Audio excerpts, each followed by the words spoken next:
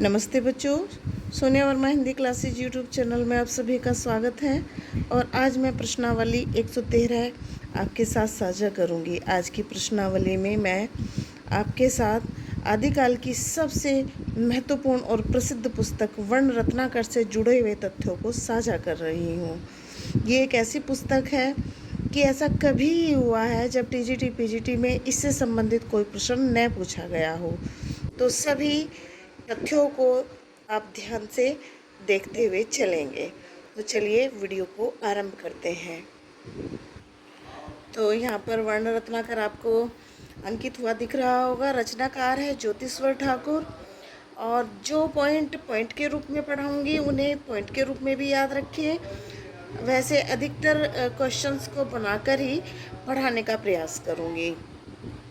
तो पहला प्रश्न बनेगा, वर्ण रत्नाकर में सर्वप्रथम किन के नाम प्राप्त हुए थे? तो हिंदी साहित्य जगत को सर्वप्रथम वर्ण रत्नाकर से ही पता चला था कि सिद्धों की परंपरा में सिद्ध 84 हुए हैं। अगला क्वेश्चन, वर्ण रत्नाकर किस प्रकार की पुस्तक है? तो यह मैथिली हिंदी गद्य में रचित प्रथम पुस्तक है। देखिए यहाँ पर मैथिली में रचित जो है वह प्रथम पुस्तक वर्ण रत्नाकर है। इस तथ्य को आप अवश्य याद रखिए।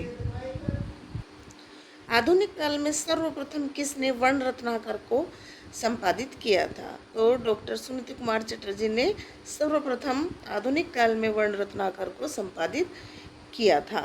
वर्ण रत्नाकर को सर्वप्रथम किसने आधुनिक काल में प्रकाशित किया था? तो सर्वप्रथम बंगाल एशियाटिक सोसाइटी कलकत्ता ने यह पुस्तक प्रकाशित की थी।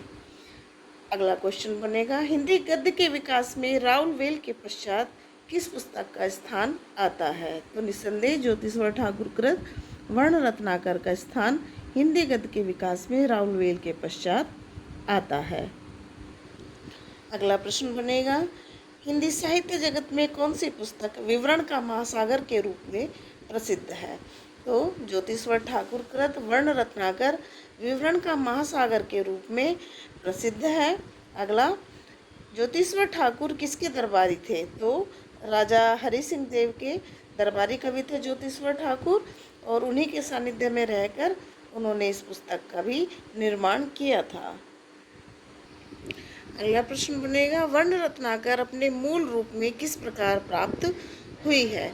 तो यह पुस्तक ताड़ के पत्ते पर लिखी हुई है और इसकी जो पांडुलिपि है वह ताड़ के पत्तों पर ही निर्मित है, जो यहाँ पर एशियाटिक सोसाइटी जो कलकत्ता है वहाँ पर सुरक्षित रखी गई है। अगला क्वेश्चन हम देख रहे हैं, सर्वप्रथम वर्ण रत्नाकर किसको एवं कहाँ पर प्राप्त हुई थी? देखिए दो क्वेश्चन बने हैं। तो सर्वप्रथम वर्ण रत्नाकर पंडित हरप्रसाद शास्त्री जी को नेपाल में या नेपाल के राजकीय पुस्तकालय से प्राप्त हुई थी। देखिए पंडित हरप्रसाद शास्त्री का नाम इस विषय में तो हिंदी साहित्य जगत के लिए बहुत ही सम्मान के साथ लिया जाता है कि उन्होंने कई मूल पुस्तकों को हिंदी साहित्य जगत के लिए पता नहीं कहाँ कहाँ से जाकर चुना है और उन पर बहुत सारा काम किया है। अब हम अगला 10वें नंबर का प्रश्न देख लेते हैं, वर्ण रत्नाकर कितने तरंगों में विभाजित है या कितने इसके भाग हैं, हिस्से हैं, अंश हैं, समय हैं? तो यहाँ पर यह 7 कल्लोल या तरंगों में विभाजित पुस्तक है, यानी कि इसके 7 भाग हैं। और मैं आगे इसके 7 भागों के नाम भी आपको बताने जा रही हूँ।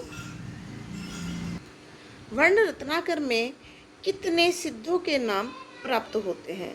तो वर्ण रत्नाकर में 84 सिद्धों का केवल पता लगता है, क्योंकि यहाँ पर ज्योतिश्वर ठाकुर ये अंकित करते हैं कि सिद्ध जो हैं वह 84 थे संख्या में, किंतु वर्ण रत्नाकर में वह केवल 76 के नाम ही देते हैं और आगे वो नहीं दे पाए हैं, या क्या कारण थे उन्हें पता नहीं था, या वो कहीं मिस प्रिंट हुआ है, या वो पेज कहीं खो गया है, इसके विषय में कोई जानकारी उपलब्ध नहीं हो पाती है।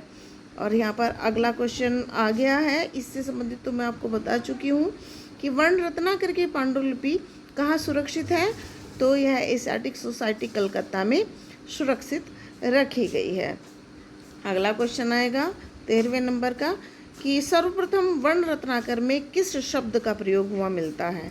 तो एक शब्द है अबहत। यह 3 से ज़्यादा बार वर्ण रत्नाकर में आया है और अबहत का मतलब होता है अबहट, यानी कि बिहार की एक बोली जिसमें कीर्तिलता और कीर्ति पताका जैसी पुस्तकों को लिखा गया। तो यह शब्द सर्वप्रथम हमें वर्ण रत्नाकर में ही प्राप्त हुआ है। तो अब जो अंतिम इस वीडियो का अंतिम जो सवाल है वह है वर्ण रत्नाकर के 7 तरंगों के क्या नाम है। तो 7 तरंग हैं यहाँ पर नागर वर्ण, नायिका वर्ण, अस्थान वर्ण, ऋतु वर्ण, प्रयाण वर्ण, भट्टादी वर्ण और संसार वर्ण। आशा करती हूँ आज की प्रश्नावली के प्रश्न आपके लिए बड़े उपयोगी सिद्ध होंगे और ऐसी ही नवीन जानकारी से युक्त कल की वीडियो होगी। यदि वीडियो आपको पसंद आए तो वीडियो को लाइक कीजिए और चैनल को सब्सक्राइब कीजिए, वीडियो को ज़्यादा से ज़्यादा शेयर कीजिए। तो चलिए कल मिलते हैं नई वीडियो के साथ, तब तक के लिए नमस्ते, धन्यवाद।